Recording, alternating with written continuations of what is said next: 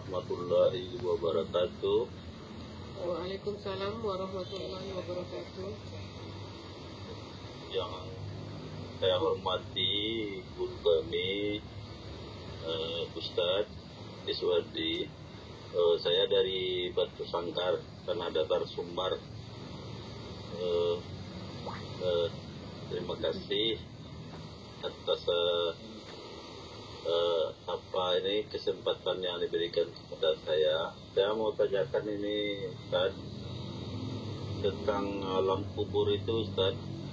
Ini mungkin saya ingin lebih jelas tentang alam kubur, alam akhirat itu. Apakah alam kubur itu sama dengan alam malaikat?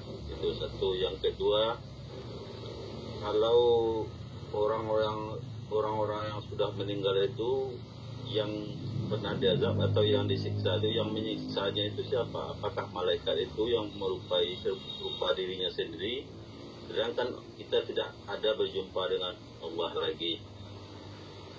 Nah, jadi maksud saya, siapakah yang menyiksa orang-orang yang berdosa itu? Apakah malaikat itu yang menyerma dari dirinya sendiri gitu? Nah, mungkin itu pertanyaan Ustaz. Terima kasih, Ustaz. Baik Bapak Ibu yang dirahmati Allah, ketika kita sudah memahami namanya ilmu ma'rifat ini, andai kata kita ingin membukakan rahasia-rahasia Allah, membukakan rahasia-rahasia alam, maka turunkanlah dia ke dalam bahasa syariat. Maka di dalam bahasa syariat ada namanya alam kubur, yang disebut namanya alam barzakh. Ada namanya malaikat, ada namanya Allah. Berarti kalau bicara tentang alam barzakh, Allah dan malaikat, ada azab dan ada siksa. Sekarang, mana yang dikatakan barzakh? Mana yang disebut namanya dengan barzakh itu? Barzakh itu dikatakan Allah, wa min waraihi barzakhun, bahwa di hadapan kamu itu ada dinding. Jadi barzakh itu maknanya dinding. Kalau barzakh itu maknanya dinding, lalu posisi barzakh itu bagaimana? Posisi barzakh itu antara alam dunia dengan alam akhirat, disebut namanya barzakh. Karena seseorang ini meninggalnya ditanam, dikubur, maka disebutlah namanya alam kubur. Andai kata dia tidak ditanam, tidak dikubur, hancur, tertimbun, ya, hanyut dan sebagainya, tetap juga disebut namanya alam kubur atau namanya alam barzakh. Kesimpulannya, pada saat rohani ini, ruh itu sudah melepaskan cangkangnya, yang disebut namanya mengalami proses kematian, pada saat itu dia telah memasuki namanya alam kubur. Apakah dia dikubur, apakah dia dibakar, apakah dia tidak dikubur, tidak dibakar, tapi hancur saja dia, berkeping-keping. Jadi konsepnya, kalau ruh itu telah meninggalkan namanya jasmani atau cangkangnya, maka dia sudah mengalami proses barzakh atau alam kubur. Maka yang dikatakan alam kubur dan alam barzakh itu antara alam dunia dengan alam akhirat, di tengah-tengahnya itu disebut namanya barzakh. Kemudian yang tersiksa yang mana? Nah, jadi ini mesti dipahami. Yang tersiksa itu apakah tubuh yang disiksa atau namanya ruh? Yang disiksa itu bukanlah tubuh, ya. Yang disiksa itu adalah ruh. Makanya dikatakan oleh Allah, kullu nafsin za'iqatul maut. Setiap jiwa pasti akan mengalami namanya kematian. Kalau setiap jiwa akan mengalami namanya kematian, pertanyaannya, mana yang mengalami mati dan mana pula yang merasakan mati? Yang mengalami mati itu yang disebut namanya batang tubuh. Karena memang batang tubuh ini mengalami proses hancur, lapuk, usang, dia akan mengalami proses mati. Kalau tubuh ini mengalami proses mati atau mati, mana yang merasakan namanya mati? Yang merasakan mati itu adalah ruh. Makanya dikatakan zaiqatul maut, setiap jiwa merasakan namanya kematian. Jadi yang merasakan kematian itu adalah ruh. Itu yang disebut namanya dengan jiwa atau namanya nyawa. Kalaulah ruh tadi meliputi sekalian batang tubuh dan memenuhi sekalian rongga tubuh, maka disebutlah namanya nyawa. Kalau dia memberikan semangat spirit, maka disebut namanya jiwa. Jadi bahasanya nyawa, jiwa itu hakikatnya adalah ruh.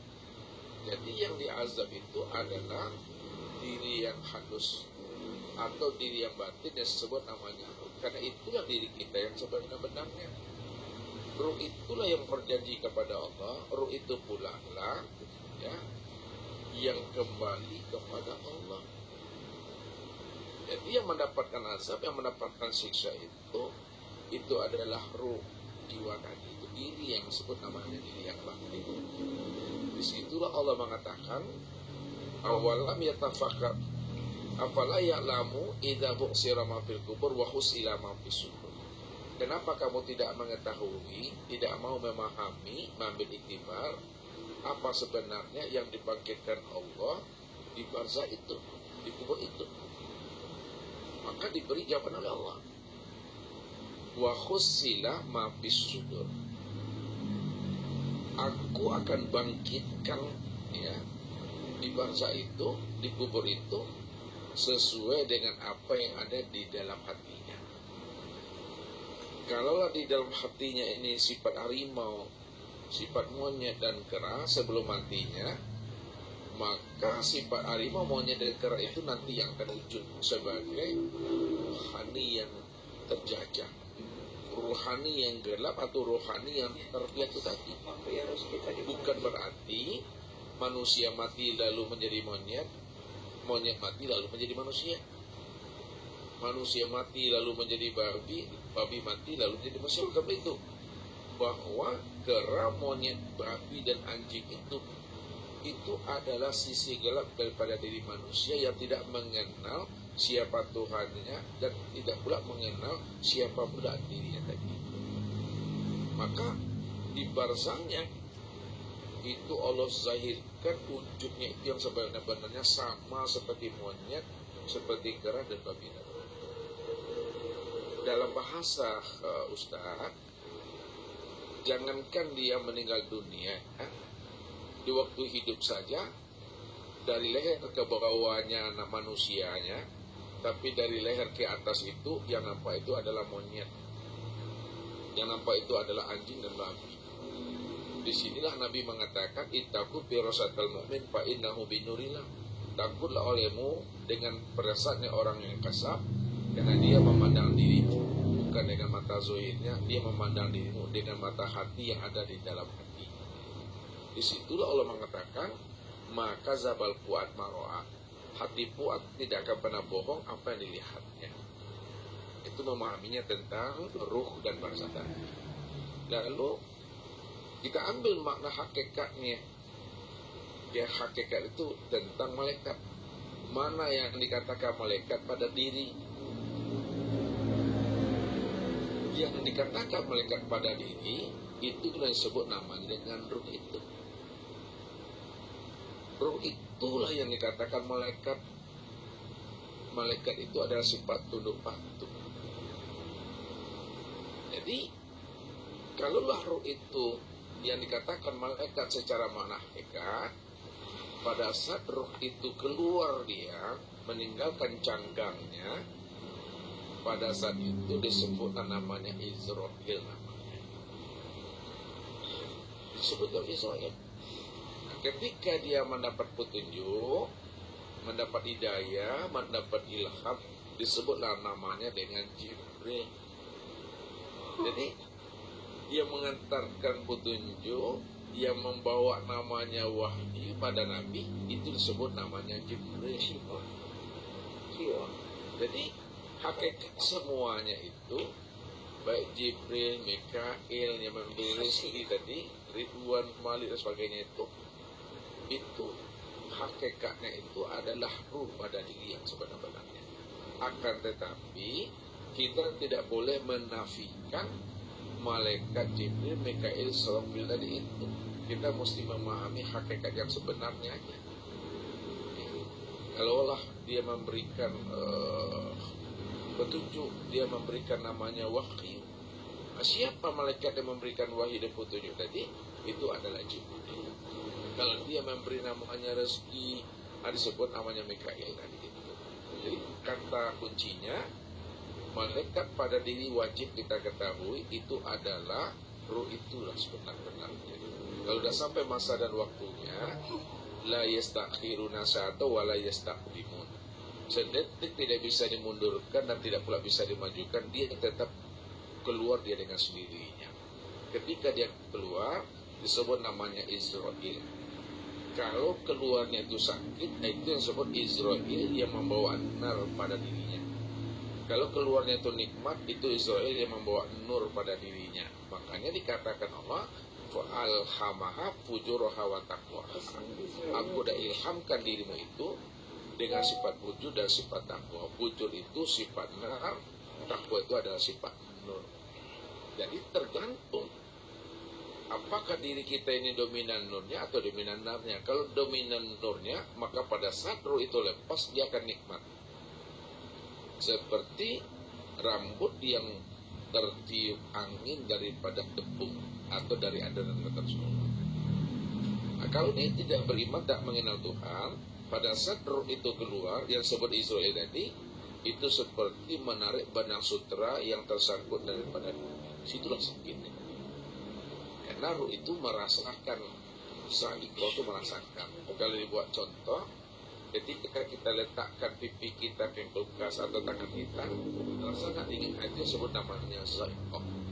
Ketika kita masak di dapur, ngopi, buat kopi kita di jarang namanya air, terasa panas, itu sebut namanya sa'iko. Begitulah namanya ruh tadi. Karena ruh itu yang merasakan namanya kematian. Tapi ruh itu tidak mati. Ruh tidak mati, tapi dia merasakan namanya sakit kematian. Tergantung apakah dia mengenal atau tidak. Itu memahaminya Pak, tentang rahasia ruh ini. Namun untuk lebih paham dan lebih mengertinya kita tunggu sajalah nanti masa dan waktu yang telah ditetapkan Allah kepada diri. Itu sebenarnya. Ya. Sebab nanti kalau kita bicara tentang itu sebenarnya tentu kita mesti mendapatkan berita-berita dari orang yang sudah lebih dahulu masuk ke alam itu. Kalau Ustaz banyak ilmu pemahaman tentang itu setelah anak Ustaz telah lebih dahulu masuk ke alam itu. Itu peristiwanya. Makanya di dalam Al-Quran sebenarnya Allah dah bukakan. Apa kata Allah? Wala tasabanna alladziina qatilu fi sabilillahi amwat bal ahya inda rabbihim yurzaqun wala la tashkur. Janganlah kamu kira orang-orang yang kamu cintai itu yang telah meninggal pada jalan Allah, jangan kamu sangka mereka itu mati. Para nabi dan para rasul, ayah ibumu, orang-orang yang kamu cintai, jangan disangka mereka itu mati. Bal ahya, sesungguhnya mereka itu adalah hidup. Inda rabbihim yurzaqun. Hidupnya mereka itu di sisi Allah mendapatkan nikmat dan karunia. Kalau Ustaz boleh bahasakan, ini ya Ustaz agak gampang dalam menyampaikan ini, nanti ada jamaah yang kurang paham, nanti dibilangnya Ustaz berhalusinasi ya. Padahal itu hal yang nyata. Ustaz bukan berhalusinasi, bukan pula berhalusinasi. Cuma inilah suatu berita yang dihantarkan kepada Ustaz melalui anak Ustaz dan lain sebagainya. Terutama kepada anak Ustaz sendiri. Ustaz berani ngomongnya karena anak Ustaz saja. Kalau yang lain Ustaz tidak berani nyebutnya. Bahasanya, inilah orang yang tidak terhijab ya Bapak Ibu. Orang yang tidak terhijab. Mungkin cukup untuk kita saja. Ketika Ustaz jalan sama ibu, sama istri maksudnya. Lalu Ustaz pergi beli sate, makanan lah. Karena anak Ustaz ini kebiasaannya waktu hidup ya di dunia ini, masuk Ustaz, dia suka TS gitu. Ustaz waktu itu juga minta TS. Tapi lebih dahulu TS-nya zahir di situ. Apa kata dia? Ayah minta TS, konsumsi proses. Buat tehnya lagi, masukkan gulanya lagi, kasih air. Kalau sama Zahra, langsung saja tetonggok di atas meja. Tetonggok mungkin Bapak paham ya. Tetonggok. Tetonggok itu udah terletak di situ. Begitu juga waktu buat mie di rumah, Ustadz suruh ibu buat mie, tapi buatlah mie lah. Ibunya, istri tadi, beli mie baru dilapau di kedai. Yang anak Ustadz sudah langsung mie-nya itu juga tetonggok di atas meja itu. Itu yang Allah katakan indah Robi Nurzakun. Dia itu mendapatkan nikmat yang sangat luar biasa. Artinya kalau kita makanan minum butuh proses.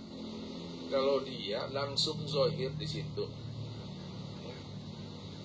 Jangan dipahami pula mie-nya tadi itu mie yang zohir. Jadi alamnya mesti dipahami. Kalau kita di dunia ini makan Indomie, tentu Indominya zohir, karena yang memakan tubuh yang zohir. Kalau anak Ustadz di sana di alam barzah tadi juga makan Indomie, Indominya juga sejarah yang batin itu.